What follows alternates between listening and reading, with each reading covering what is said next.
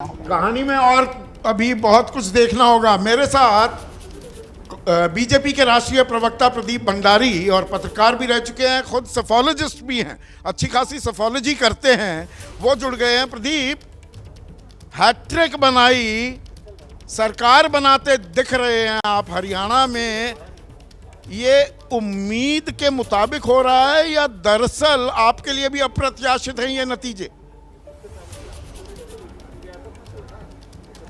संदीप जी, आप हरियाणा की राजनीति को बहुत क्लोजली फॉलो करते हैं और आप एक चीज़ को मानेंगे कि एक ऐसे स्टेट में जहां पे सरकार रिपीट करना एक चैलेंज हुआ करता था, ये जो ट्रेंड दर्शा रहे हैं, तीसरी बार अगर हमने सरकार बनाई है, ये कोई सिर्फ इंडिपेंडेंस कहीं किसी ने फील्ड कर दिए जैसे कुछ एनालिस्ट कह रहे हैं, कोई अरिथमेटिक हो गया उसके कारण ये पॉसिबल नहीं हो सकता है। ये हमारा प्रो डेवलपमेंट वोट है और जितने भी आप देखेंगे, अगर आप इसको डेमोग्राफी वाइज एनालाइज करेंगे, जितना गरीब तबके का सबसे ज्यादा वोट हमको अक्रॉस कास्ट लाइंस मिला है।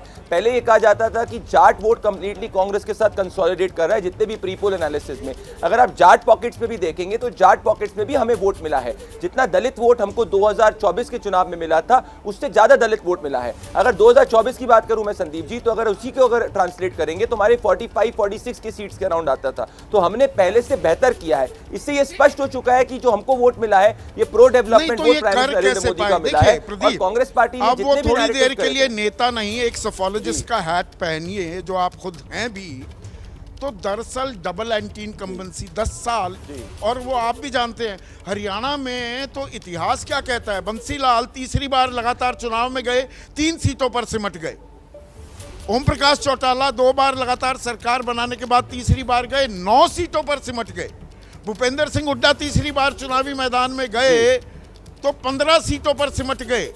आपने ये ट्रेंड को बक कैसे किया तब, जबकि सारे मुद्दे ऐसा लग रहा था, कांग्रेस का नैरेटिव देखे भाई, किसान परेशान, जवान परेशान, महिलाओं के यौन शोषण की भी एक दिक्कत, बेरोजगारी बड़ी समस्या, इन सब को दरकिनार कैसे किया? देखिए संदीप जी, जितने भी हमारी टीम्स ग्राउंड पे गई थी और जो भी लोग इलेक्शन कैंपेन में इन्वॉल्व करते, वो एक बात कह रहे थे कि कांग्रेस पार्टी को हरियाणा में क्रेडिबल ओपोनेंट के रूप में कोई नहीं देख रहा था।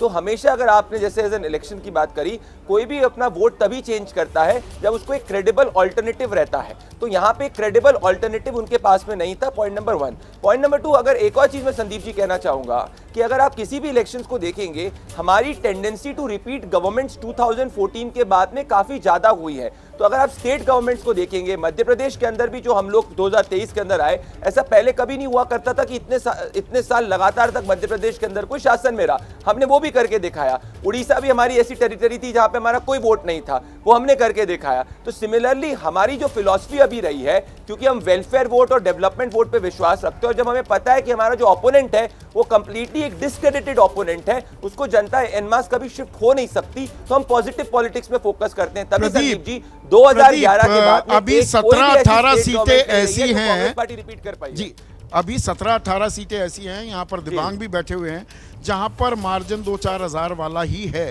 तो क्या अभी थोड़ी सांसें अटकी हुई हैं? अभी पूरी ताल ठोकने में आप वक्त लगाएंगे?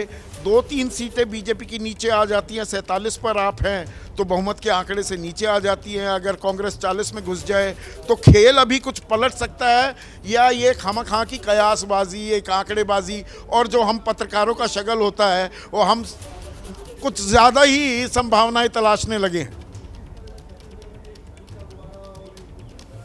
संदीप जी, अगर वो उन सीट्स को भी हम डिटेल में एनालाइज करेंगे तो उसमें ऐसा नहीं है कि सब सीट्स पे या तो बीजेपी लीड कर रही है, सब सीट्स पे कांग्रेस लीड कर रही है। वो इवनली पॉइज्ड है 55-45 के रेशो में, कुछ कभी कांग्रेस की तरफ, कुछ हमारे तरफ। तो मुझे नहीं लगता है ट्रेंड शिफ्ट होगा। अगर आप इंडिपेंडेंट्स को भी अगर देखेंगे तो जैसे कि इंडिपेंडेंट्स के अंदर सावित्री जिंदल जी आगे हैं, ऐसी करके दूसरे अलग इंडिपेंडेंट्स है। तो कोई हर इंडिपेंडेंट भी जो है वो कांग्रेस समर्थित इंडिपेंडेंट, मतलब ऐसी कोई गुंजाइश नहीं है। आपकी नैया बहुत ही स्टेबल, बहुत ही स्थिर दिखाई दे रही है, हैट्रिक लगाती दिख रही है बीजेपी। लेकिन कांग्रेस की अगर हम बात करें, सलमान सोज उनके युवा चेहरा है, राष्ट्रीय प्रवक्ता हैं। सलमान, पहले हरियाणा नहीं, मैं जम्मू कश्मीर की बात करना चाहूँगा। जम्मू में 47 सीटों के साथ आपका और एनसी का गठबंधन अभी दिखाई दे रहा है, लेकिन यहाँ पर 5 नॉमिनेटेड विधायक भी हैं, तो दरअसल आंकड़ा बहुमत का 48 हो जाता है। क्या आप ताल ठोक सकते हैं सरकार आप ही की बनेगी 47 सीटों के साथ भी? मुझे तो लगता है कि सरकार तो हमारी बनेगी और 47 नहीं, मुझे लगता है 50 क्रॉस करेंगे। इनफैक्ट मैं तो मुझे उम्मीद थी कि 50 से कुछ ज्यादा ही आगे निकल जाएंगे, लेकिन अभी कुछ पता नहीं, अभी पूरी काउंटिंग नहीं हुई है। तो हुकूमत हमारी बनेगी। लेकिन आप एक बात संदीप जी आप सोच लीजिए कि आप जो सवाल आपने किया वो क्या सवाल था। सवाल उसमें ये था कि भाई लेफ्टिनेंट गवर्नर के पास 5 सीटें हैं नॉमिनेट करने की। कल एक वीडियो वायरल हुआ जिसमें बीजेपी के एक लीडर कह रहे थे कि भाई वो 5 की 5 सीटें जो हैं, वो 5 लोग जो नॉमिनेट किए जाएंगे वो बीजेपी के लीडर होंगे। आप खुद ही सोचिए कि क्या बीजेपी के दिमाग में क्या जहनियत है कि डेमोक्रेसी को बिल्कुल खत्म करने में कितना लगे हुए हैं कि भाई यानी कि जो नॉमिनेटेड कैटेगरी है उसमें भी ये पॉलिटिशियंस ऐसे को डाल देंगे, वो भी रूलिंग पार्टी जो सेंटर में है। बहुत शर्म की बात है कि बीजेपी ऐसी चीजें करती है। लेकिन शुक्र ये है कि जम्मू कश्मीर में इंडिया अलायंस नेशनल कॉन्फ्रेंस, खास तौर से नेशनल कॉन्फ्रेंस ने जिस तरह से बहुत कमाल का उनका इस वक्त, और इसीलिए सरकार आपकी बनी तो उमर अब्दुल्ला जम्मू कश्मीर के मुख्यमंत्री होंगे। हम ये खबर भी फ्लैश कर रहे हैं। सलमान, देखिए पहली बात तो ये है कि ऑब्वियसली जो नेशनल कॉन्फ्रेंस, कांग्रेस और कम्युनिस्ट पार्टी की जो इस वक्त इंडिया अलायंस है, उसमें सबसे ज्यादा बड़ी पार्टी तो एनसी उभर के आ रही है और उन्हीं का हक बनता है कि वो किसको चूज करें। वो किसको चूज करेंगे वो मैं अभी भी आपको नहीं बता सकता। उमर अब्दुल्ला चीफ मिनिस्टर रहे हैं पहले, उनकी पार्टी गए तो शायद उनको बनाए, किसी और को बनाए, उन तक है। हमारा रोल है कि हम इस गवर्नमेंट को अच्छी तरह से, ताकि लोगों में जो परेशानी है, अभी हमारे बीजेपी के साथी कह रहे थे कि भाई हम गवर्नेंस पे लड़ते हैं। संदीप जी आपको शायद हैरत होगी ये बात सुनके कि जम्मू कश्मीर में देखिए बीजेपी 10 साल से हुकूमत में है। पहले पीडीपी के साथ थी और अब बीजेपी पिछले 6 साल से डायरेक्ट रूल कर रही है जम्मू कश्मीर पे। जो यूथ अनएम्प्लॉयमेंट है जम्मू कश्मीर में सेकंड हाईएस्ट है कंट्री, और जो फीमेल अनएम्प्लॉयमेंट है, औरतों की जो बेरोजगारी है, वो हाईएस्ट है कंट्री में। ये कोई गवर्नेंस का रिकॉर्ड है। 10% पॉपुलेशन जो है वो जनादेश आपके हक में आपको मिलता दिख रहा है। लेकिन हरियाणा का भी एक क्विक कमेंट आपसे चाहूंगा सलमान। हरियाणा में क्या हुआ? मैं अभी दिबांग से ये सवाल पूछ रहा था, has the Congress mastered the art of snatching defeat from the mouth of victory? जहां जीत पक्की है वहां से हार आप ढूंढ लाते हैं, खोज लाते हैं।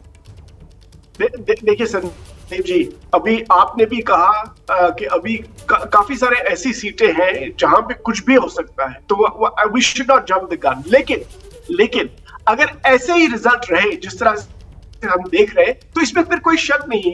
देखिए अगर मान लीजिए कि कांग्रेस जीत भी जाए, लेकिन ये तब भी क्लोज कॉन्टेस्ट होगा, यानी कि हमें ये मानना पड़ेगा कि बीजेपी ने कुछ चीजें की हैं। हमको एक्नॉलेज करना चाहिए कि उनकी कुछ स्ट्रैटेजी में अच्छी चीजें नहीं है और हम में कुछ कमियां रही हैं, और हमें लोगों का जो वर्डिक्ट है उसको अच्छी तरह से, तो आप अपनी कमजोरियां, अपनी गलतियां, उसकी समीक्षा करने की भी बात कर रहे हैं।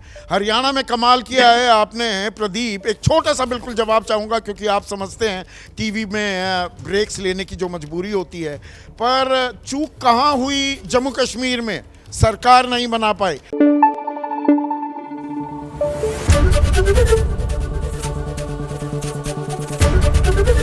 एबीपी न्यूज आपको रखे आगे।